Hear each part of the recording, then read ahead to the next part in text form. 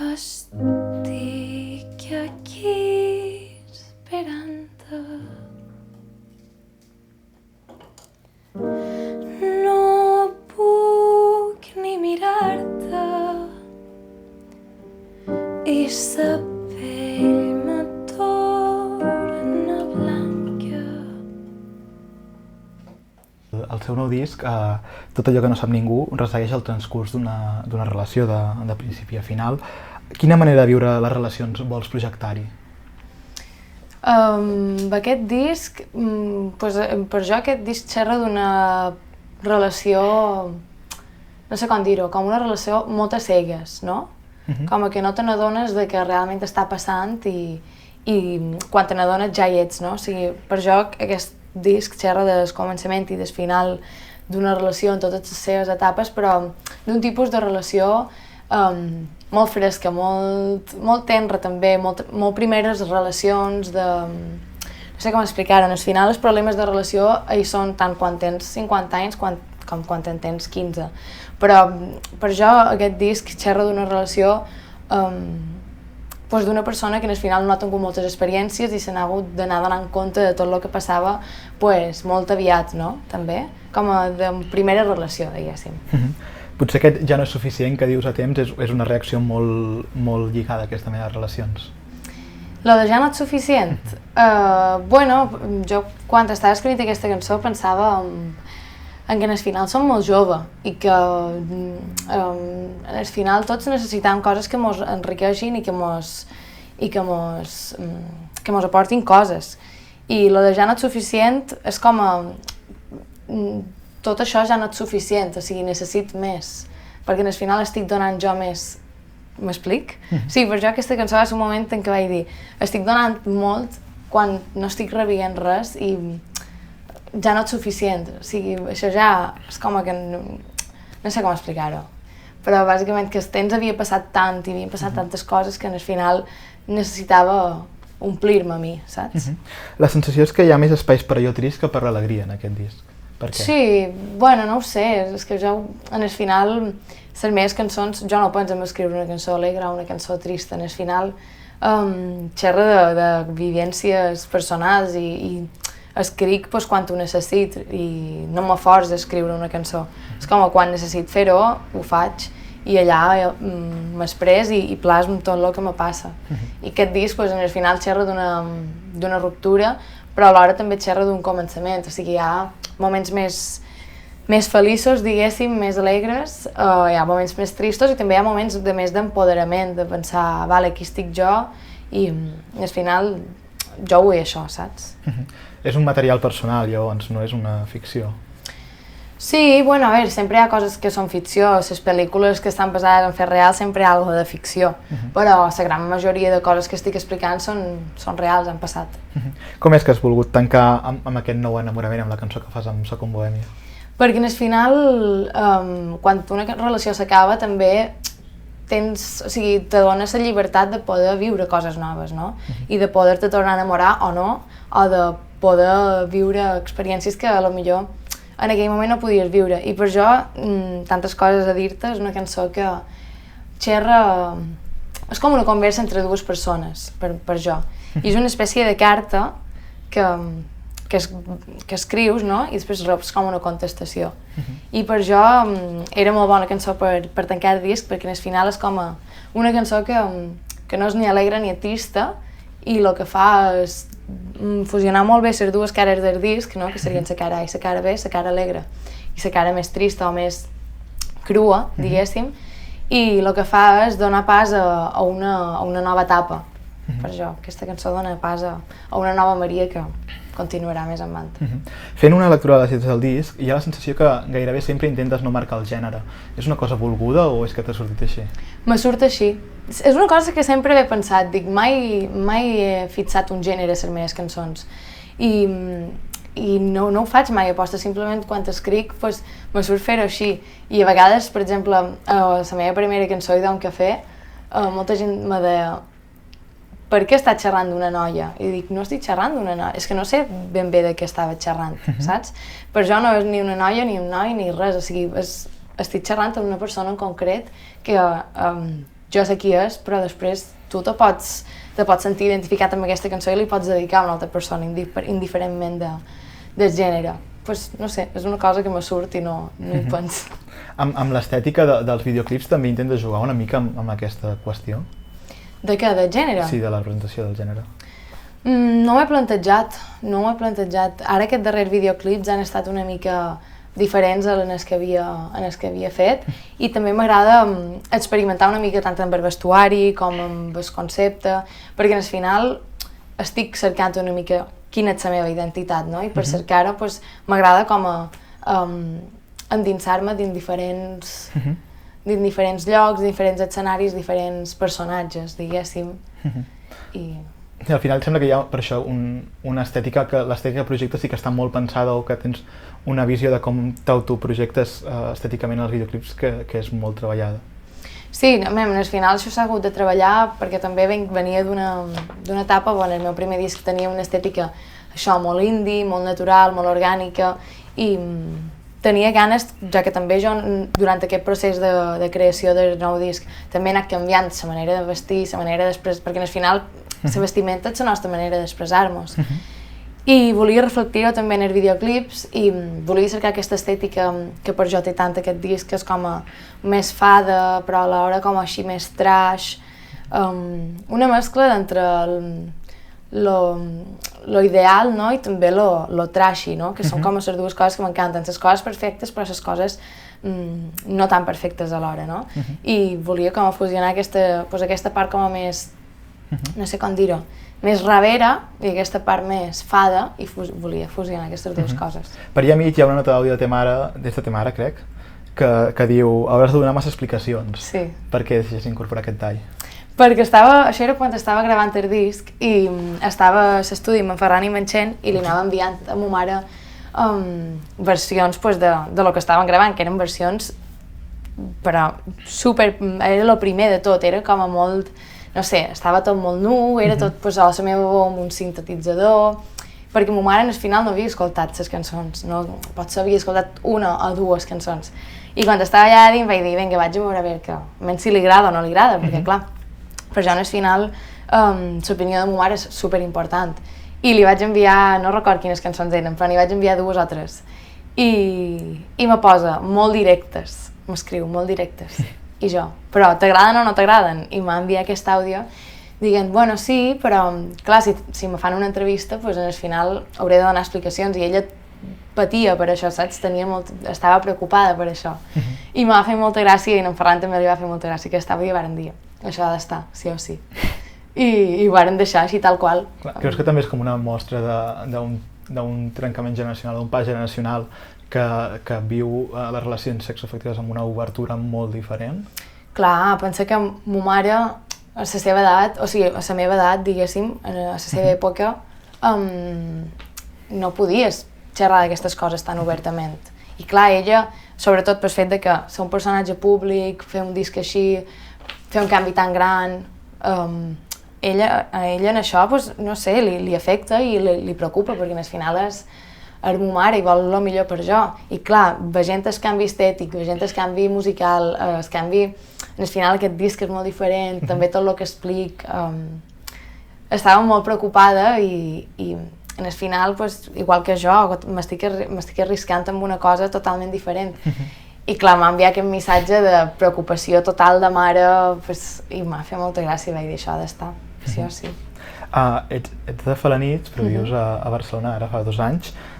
Creus que aquesta ciutat ha tingut una influència gran en aquest disc, més que no continent i contingut? Molt. Clar, és que continent i contingut jo el vaig composar tot a Mallorca, a casa meva a Mallorca, i el vaig gravar aquí a Banyoles, però realment encara vivia a Mallorca, el vaig venir a gravar però encara vivia a Mallorca. I clar, aquest segon disc ja fa 2 anys que visc aquí, he viscut coses noves, al final he descobert molta música diferent, els meus referents se van reinventant, se van canviant, i el fet de viure a Barcelona també m'ha donat això l'oportunitat de conèixer gent que fa música molt diferent, diferents estils i diferents productors també, i al final clarament ha tingut una gran influència venir a viure aquí.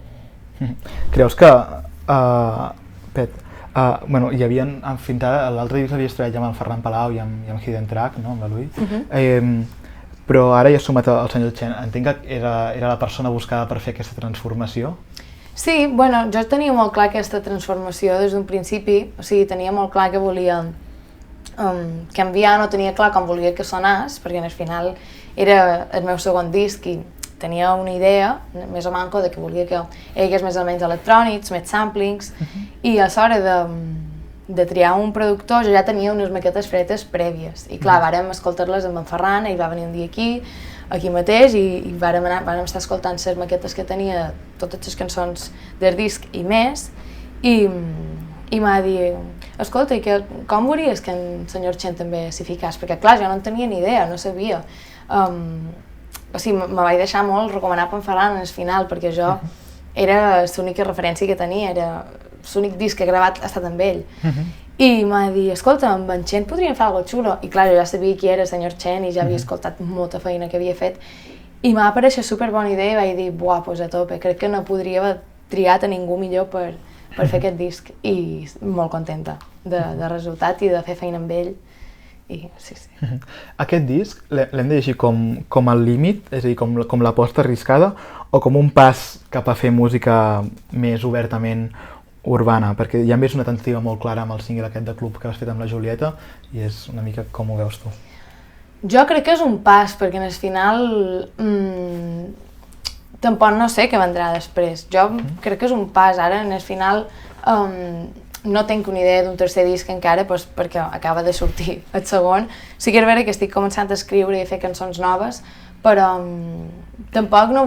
Ara mateix amb aquest tercer disc crec que no vull deixar-me com a emportar per aquest segon, saps? Crec que vull com a explorar coses noves i millor no pensar tant en com vull que soni, sinó en bàsicament crear i deixar-me endur. Crec que és el millor per fer ara un tercer disc. Per això jo crec que aquest segon sí que és un canvi i és més arriscat, diguéssim, de qualque manera, no? Però crec que és això, crec que és una passa per poder fer música al final més lliurement, com tu has dit, sense pensar això, si agradarà, si no agradarà, que aquest disc també l'he fet així, no? Però al final hi havia com una idea prèvia de que volia que fos més electrònic, en canvi ara, com que ja he fet orgànic i ja he fet electrònic, ara ja no sé, crec que s'ha d'anar veient. Creus que estaries fent aquesta música o el que has fet en aquest disc sense l'esclat de l'escena d'aquesta de pop urbà en català? Doncs no ho sé, la veritat, no ho sé. Jo crec que en qualque moment hagués fet aquest tipus de música perquè al final sempre he escoltat aquest tipus de música més pop, electrònic, jo què sé, Dua Lipa, tot aquest, diguéssim, aquesta música més comercial anglesa. Però clar, ara a Catalunya està passant això i no m'ho hem d'anar fins als Estats Units per poder escoltar, no? Tenim Julieta, tenim Tallets, tenim Muixca, tenim tot això i jo crec que realment mos estem influint uns a l'altre, o sigui que jo crec que en el final tant jo com molts mos estem influint.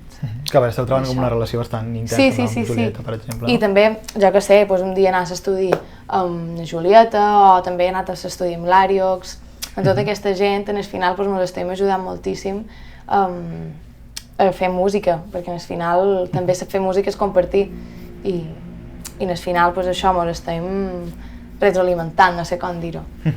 Clar, abans de treure el... Bueno, fins ara havies jugat com això, entre el pop i el folk una mica, no? I abans de treure el disc, de fet, havies tret un altre tema, La dama de Mallorca, on abraçaves com més la cançó popular. Hi ha alguna cosa, aquest caràcter, al disc nou? De cançó popular? No, és que realment la dama de Mallorca ho vaig fer sense pensar, o sigui, jo no vaig pensar ara faré aquesta reinterpretació, en plan, ara no ho sé dir, reinterpretació de... O sigui, no havia pensat de com reinventar aquesta cançó. Va ser simplement perquè és una cançó que sempre m'ha acompanyat durant tota la meva vida i me feia molta il·lusió fer-la diferent, fer-la més electrònica, perquè al final també volia donar aquesta passa, volia mostrar que volia anar cap allà i que millor que amb aquesta cançó.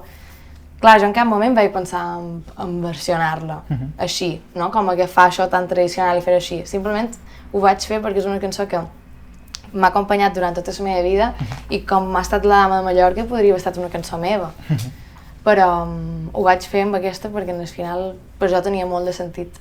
O sigui, no va ser una cosa pensada de dir, va, vaig a fer que aquesta cançó més folclòrica torni, saps? No ho vaig pensar així. Clar, em referia més també si agafes o si consideres que agafes sons d'aquesta música popular per a la teva música actualment, o que és una cosa que ha quedat una mica... No, ho segueix fent ara, quan vaig fent temes nous sempre tenc samplings de cançons populars per samplejar, però sí que era vera que en el disc no... Han samplejat més, per jo que sé, videojocs, on han samplejat cançons, per exemple, la cançó de Cansada de tu té un sampling de na Rita Pallés, de la cançó de Quién lo diría, i és això, no té samplings de cançons, de videojocs, de fins i tot la meva veu, o àudios, però no té un sampling com La dama de Mallorca, que és literalment la cançó, no? Amb la música que fas, te sents una mica en línia amb el que estan fent altres veus joves illenques com la Júlia Colom, la Clara Figuol de Marala, potser l'Anna Ferrer, la Maria Jaume, la Marc Grimal... Jo crec que en el final, per exemple, tot el que és Marala és una cosa, és algo més folclòric per jo, no? En el final estan fent el que jo vaig fer amb la Dama de Mallorca, que és agafar sons tradicionals i cançons tradicionals i aquest cant i dur-lo en aquest punt, diguéssim, una mica més de fusió, igual en Marc Grimal. I Maria Jaume per jo és més indie, és més pop també, és algo així més fresc. No ho sé, no sabria on classificar-me perquè al final he fet les dues coses. Per tant, jo crec que m'incloes completament a dins aquesta escena de veus femenines de Mallorca perquè m'encanta, les admiro moltíssim a totes, però també pel fet d'estar aquí, no ho sé, potser me veig més estèticament, per exemple, en el que fa l'Àriox, amb la Julieta, ara mateix amb aquest disc, però alhora també me veig amb, no sé, amb Antònia Font, te diria, saps? Al final és com, no sabria on classificar-me amb aquest disc, perquè és un disc que per jo no té estil, és una mescla de molts estils. Sí, hi ha una continuïtat potser que ve del disc anterior, també és el piano, potser. Sí. Què és per tu aquest instrument o com és la teva relació amb aquest instrument? És el meu instrument que sempre des de ben petita he tingut i he pogut refugiar-me allà, perquè mai havia estudiat cant fins fa 2 anys, mai he fet guitarra, però jo la guitarra és com una cosa, com una prova, perquè al final vaig aprendre a fer-ho jo tota sola i en els concerts sí que tocava, però al final on me sentia més segura era amb el piano i on m'agrada més composar amb el piano, on... No sé, és inexplicable, però és com una connexió que no ho sabria explicar. Si no estic bé, venc aquí, me posen el piano, a Mallorca igual, tenc el meu piano, és com, no sé, és com una personeta, per jo. De la nota de premsa que heu enviat, hi ha una cosa que m'ha semblat curiosa, o que m'ha cridat l'atenció, que és que es parlava que abraces el concepte kawaii en certes cançons. Se sent influenciada per aquesta cultura japonesa? Sí, total. De fet, Fiu Fiu no era la meva intenció quan la vaig composar, però sí que a l'hora de produir-la vaig pensar, estaria guai fer una mica aquest K-pop, perquè jo som molt fan de segons quins grups de K-pop. M'agrada sobretot New Jeans, no sé si saps quin és. Bueno, és un grup de K-pop que has nascut fa superpoc, que m'encanta, i en aquest disc per jo ha estat un gran referent. I clar, quan vaig començar a fer Fiu Fiu o Oblidar també, són dues cançons bastant més K-pops, me feia il·lusió per això, no? Samplejar bimbolles o renous de sorolls d'això, de videojoc. I també la part estètica, una mica aquests colors més pastels, no sé. La veritat és que per jo la cultura japonesa és una cultura increïble i som superfan, estic obsessionada, loca, bueno, ja m'ho veus aquí. La samarreta, no? M'encanta i me feia molta il·lusió com a fusionar-ho, en plan fusionar-ho, perquè al final és això, no? També m'agrada com agafar les coses que més m'agraden i dur-les en el meu terreny. Clar, i tant. Encara... Que jo, o sigui, a mi realment el K-pop m'agrada, no m'agrada tota la indústria que hi ha darrere, perquè és una indústria molt heavy, això no m'agrada gens, però sí que el que m'agrada és aquest grup que se diuen New Jeans, que són 5 noies, m'encanten. Per això les produccions són unes produccions super minimalistes, super netes, molt brillants, i això és el que m'agrada, no? Aquests sons com que us he dit de jogueta, són com de joguina, no? I són així molt brillants, no sé, m'han influenciat molt per fer aquest disc i estèticament també vesteixen molt així, com amb peluches, bueno, no? Amb aquests colors així més pastels, també som molt fan d'animes, d'Estudio Ghibli, de les pel·lícules, sí, del menjar japonès, o sigui, al final és com aquest univers que a mi tant m'agrada, l'he volgut com a fer-me el meu una mica i incorporar-lo en la meva manera de vestir o en les cançons. Que fa la sensació que l'Espai Mallorca, que t'hi hem vist sovint, és com un dels llocs on es cou una certa escena musical, comunicativa, cultural, no sé, barcelonina, de la que en certa manera hi formes part. Què en penses? L'Espai Mallorca de Raval, dius, eh? Sí. Totalment. Jo, de fet, quan vaig venir a viure a Barcelona, el primer concert que vaig fer així com des que vivia a Barcelona, perquè n'havia fet algun abans, a part de la Mercè, va ser just després a l'Espai Mallorca. I a mi, conèixer l'Espai Mallorca m'ha donat a conèixer gent increïble. Bueno, sempre que vaig allà és com a casa, saps? Ara fa molt que no hi vaig, però perquè també he estat entre Mallorca, en l'estiu i tot això, pues, però és com sempre que hi vaig és com, me sent com si fos a casa meva i és això, no? Pues sempre fan actes, concerts, exposicions, fan coses superxules i al final, pues això, no? Des que vaig poder cantar allà vaig descobrir l'Espai Mallorca, jo no el coneixia abans. I des que el vaig descobrir, pues, no sé, és com casa meva. Però més com vincles de gent també, que va apareixent per allà que llavors vas trobant col·laboracions. Total, de fet jo allà he conegut molta gent de Mallorca que no coneixia i que després hem pogut fer feina junts, o per exemple en Cesc i na Júlia que m'han fet estilisme de la Dama de Mallorca, els vaig conèixer a l'Espai Mallorca, per exemple. Clar, perfecte. Doncs ara sí, era això tot. Gràcies. Que bé, moltes gràcies.